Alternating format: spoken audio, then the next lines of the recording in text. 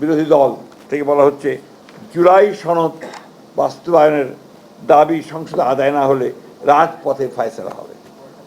এই প্রশ্নটা আসলে আমার কাছে মনে হয় যে মানুষকে বিভ্রান্ত করার জন্য এই প্রশ্নগুলো তোলা হচ্ছে। জুলাই সনদ তো আমরা স্বাক্ষর করেছি একসাথে, যে সমস্ত দলগুলো আমরা আন্দোলন করেছি একসাথেই স্বাক্ষর করেছি, এবং জুলাই সনদে প্রতিটি অক্ষর আমরা বারবার করে বলছি যে আমরাই বাস্তবায়িত করব। কারণটা হচ্ছে যে কথাগুলো বলা হয়েছে, যে গণভোটের কথা, সেই গণভোটের একটা অংশ তো আমাদের সঙ্গে কোনো আলোচনাই হয়নি। যে কথাটা বলা হয়েছে, অর্থাৎ আমরা বারবার করে যে কথা বলতে চাচ্ছি যে আমরা এই যে উচ্চকক্ষের অনুপাতিক হারে ভোট অনুপাতিক হারে যে আপনার প্রতিনিধিত্ব হবে, সেই বিষয়টাতে আমরা কখনোই একমত হইনি। এবং সেখানেই তারা আমাদের সঙ্গে, আমি সেই সময় আপনার যদি মনে থাকে, আমি স্টেটমেন্ট দিয়েছিলাম আমি নিজে, যে জাতির সঙ্গে প্রতারণা করা হয়েছে। সেই রিফর্ম কমিশন তারা যে কথাগুলো সেদিন যেভাবে তারা নিয়ে এসছেন আমাদের কনসেন্ট ছাড়াই, সেই কনসেন্ট ছাড়া তারা নিয়ে এসছেন। এবং জুলাই সনদের বইটা যদি আপনারা পড়েন, আমার কাছে এখানে নাই, প্রতিটি জায়গায় বলা আছে যে দল তাদের ম্যানিফেস্টো অনুযায়ী যেভাবে আসছে, যে নির্বাচিত হবে, তারা তাদের ম্যানিফেস্টো অনুযায়ী সেইটাকে বাস্তবায়িত করবে। আমরা বারবারই এই কথা বলে এসেছি, এবং আমরা উই আর কমিটেড। আমরা 31 দফাতে যেমন কমিটেড, ঠিক তেমনিভাবে আমরা কমিটেড হচ্ছি জুলাই সনদে। কিন্তু সেটা আমরা যেভাবে চেয়েছি সেইভাবে আমরা বলছি। এখানে সম্পূর্ণভাবে ভুল ব্যাখ্যা দেওয়া হচ্ছে যে আমরা জুলাই সনদ বাস্তবায়ন করতে চাই না। আমরা জুলাই সনদ বাস্তবায়ন প্রত্যেকটি অক্ষর আমরা পালন করব, এটা হচ্ছে আমাদের কমিটমেন্ট।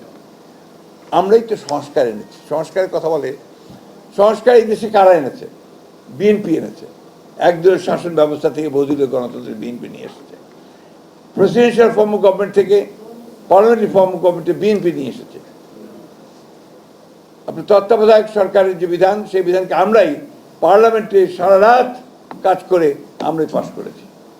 আজকে তাই যখন এই সমস্ত কথাগুলো বলা হয়, তখন জনগণকে বিভ্রান্ত করার জন্যই বলা হয় বলে আমি মনে করি। এখন বিরোধী দল যারা আছেন তারা অনেকে বিভিন্ন রকম মুখরোচক কথা বলে আপনার জনগণকে আপনার উত্তেজিত করবার চেষ্টা করছেন। জনগণের চেয়ে ভালো তো আপনার আর কেউ বোঝে না। আমরা যতই মনে করি জনগণ কিন্তু সবচেয়ে ভালো বোঝেন, তারাই সেই সিদ্ধান্তটা সবচেয়ে ভালো নেবেন যে আমরা সংবিধান সংশোধনের ব্যাপারে কী বলছি। এখন যে কথাগুলো নিয়ে তাদের কথা, সংবিধান সংস্কার আর সংবিধান সংশোধন, আমরা তো বরাবরই বলে এসেছি যে আমরা সংবিধান সংশোধন করতে চাই। আমরা সংবিধান সংস্কারের কথা কখনোই বলিনি। সুতরাং আমাদের যেটা জনগণ আমাদেরকে যে ভোট দিয়েছে, ম্যানিফেস্টোর মধ্যে যেটা ছিল, সেই ম্যানিফেস্টোতে আমরা 2/3 মেজরিটি নিয়ে বিএনপি আজকে রাষ্ট্র পরিচালনার দায়িত্ব পেয়েছে। সুতরাং ওই জায়গায় কোনো রকমের কোনো আপনার বিভ্রান্তি কোনো অবকাশ আছে বলে আমি মনে করি না। যাকে এই কথাগুলো এই জন্য বললাম যে সাংবাদিকরা এটা চাচ্ছেন। আমি মনে করব যে বিরোধী দল শুধুমাত্র আপনার তাদের ক্ষমতায় যাওয়ার জন্য এই জুলাইকে তারা ব্যবহার করতে চায়। আমরা কিন্তু চাই না যে জুলাই শুধু ক্ষমতার যাওয়ার জন্য আরেকটা হাতিয়ারই পরিণত হোক। আমরা যেটা বারবার করে বলে আসছি যে জুলাইয়ের আন্দোলন শুধু ওই জুলাই মাসেরই আন্দোলন নয়। জুলাইয়ের আন্দোলন কিন্তু আমরা দীর্ঘকাল ধরে ফ্যাসিবাদের বিরুদ্ধে দীর্ঘকাল ধরে প্রায় 18-19 বছর ধরে যে লড়াই হয়েছে, সেই লড়াইয়ের ফলশ্রুতি হচ্ছে আমাদের এই 24 জুলাইয়ের আন্দোলনের ফলশ্রুতিতে আমরা সেভাবে এসেছি। আমাদের এই বিএনপির সম্পর্কে অনেকে অনেক কথা বলে। বিএনপির 60 লক্ষ মানুষের বিরুদ্ধে মিথ্যা মামলা হয়েছে। বিএনপির প্রায় 1700 নেতা কর্মী গুম হয়ে গেছে। বিএনপির কয়েক হাজার মানুষ হত্যা হয়েছে এই ফ্যাসিবাদের বিরুদ্ধে লড়াই করতে গিয়ে। সুতরাং এই কথাগুলো বারবার করে আমাদেরকে বলতে হয় এই জন্যে যে অনেকে এটাকে একটা বিভ্রান্তির সৃষ্টি করতে যাচ্ছেন। প্রফেসর ইমাজউদ্দিন সাহেব আমাদের সঙ্গে কাজ করেছেন দীর্ঘদিন, এই জন্যে না যে বিএনপির কাছ থেকে তিনি কোনো কিছু পাবেন, কারণ বিএনপি তখন সরকারে ছিল না। বিএনপি তখন গণতন্ত্রের জন্য লড়াই করছে এখনও। তো প্রফেসর ইমাজউদ্দিন সাহেবকে আমরা এই জন্যই সবসময় মনে রাখার চেষ্টা করি। প্রফেসর ইমাজউদ্দিন সাহেব আমাদের সেই লতিফ মাসুম সাহেব অত্যন্ত সুন্দর করে কথাটা লিখেছেন যে আমাদের জন্য তিনি ছিলেন সেই বাতিঘর, যে বাতিঘরকে দেখে আমরা লিবারাল ডেমোক্রেসির দিকে যাওয়ার চেষ্টা করছি, সেই লিবারাল ডেমোক্রেসির পক্ষে আমরা যেতে চাই। আমি একটা কথা আমার প্রায় মনে হয় যে আমরা ওইখান থেকে সরে যেতে চাই কেন? ডেমোক্রেসি থাকতে আমাদের প্রবলেমটা কোথায়? আমরা ডেমোক্রেসি থাকি, বিভাজনের রাজনীতি না করি, আমরা সবাই মিলে যেমন দেশ 1971 সালে দেশ স্বাধীন করেছিলাম, যুদ্ধ করেছিলাম, আমরা স্বৈরাচার এরশাদের বিরুদ্ধে লড়াই করেছি, আবার 24-এ আমরা ফ্যাসিবাদের বিরুদ্ধে চূড়ান্ত লড়াই লড়ে আমরা ফ্যাসিবাদ মুক্ত হয়েছি, একটা গণতান্ত্রিক পরিবেশ সৃষ্টি হয়েছে। সবাই মিলে আমরা এটাকে আজকে সেই জায়গায় নিয়ে যেতে পারি যেখানে আমাদের সেই লক্ষ্য রেখে আমরা পৌঁছতে পারবো। সমস্যা এত সহজ নয়, অত্যন্ত জটিল।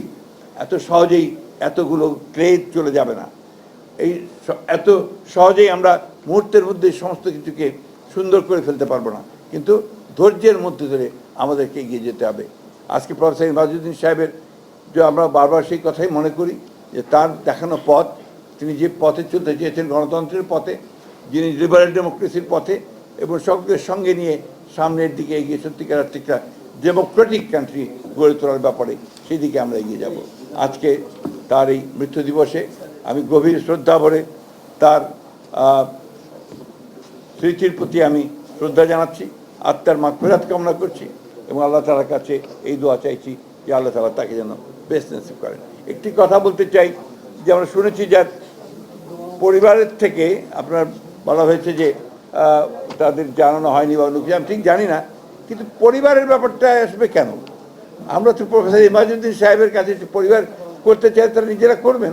এখানে যারা আজকে আয়োজন করেছেন আমি তাদেরকে আন্তরিকভাবে ধন্যবাদ এবং কৃতজ্ঞতা দিতে চাই যে তারা নিজেরাই উদ্যোগ নিয়ে এই কাজটা করেছেন, সেই জন্যই আমি তাদেরকে আবারও ধন্যবাদ দিতে চাই, কৃতজ্ঞতা জানাচ্ছি। প্রফেসর ইমাজউদ্দিন সাহেব আল্লাহর কাছে সবচেয়ে ভালো জায়গায় যান, আপনার বেহেশতে, সেই দোয়াই করছি। ধন্যবাদ সকলকে। আসসালামু আলাইকুম।